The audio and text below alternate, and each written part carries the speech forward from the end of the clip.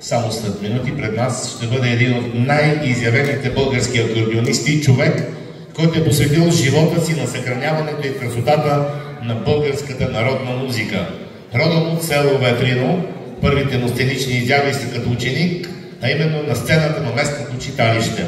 Оттам започва пътят му, път на талант, труд и вдъхновение. В продължение на години той работи с прочутият оркестър Ямбол, както и с именити народни певици, като Русанка Комитова и Руска Добрева. По-късно създава оркестър Зорница, с който продължава да вдъхновява публиката и да пази живи традициите на българската народна музика. И сега, с огромно уважение и гордост, да го посрещнем с бурни аплодисменти Георги Събев!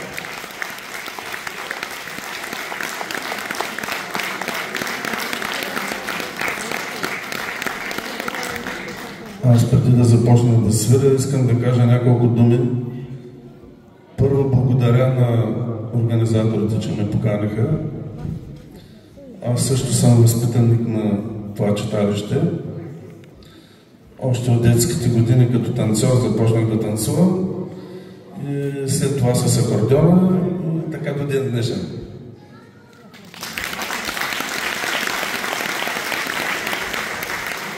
Ще ви свиря нещо от нашия край.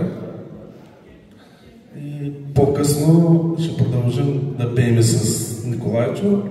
За сега само двамата ще свирим с колегата едно доброжеланско парче.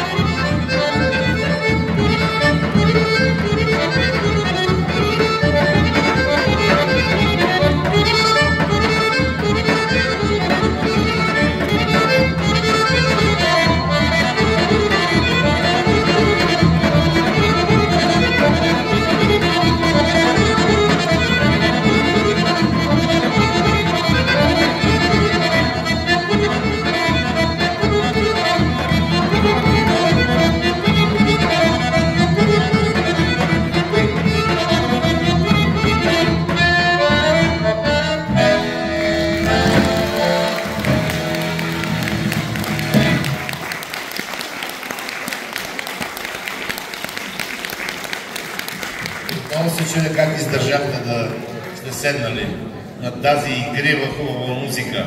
Още аплодисменти за Георги Съдев.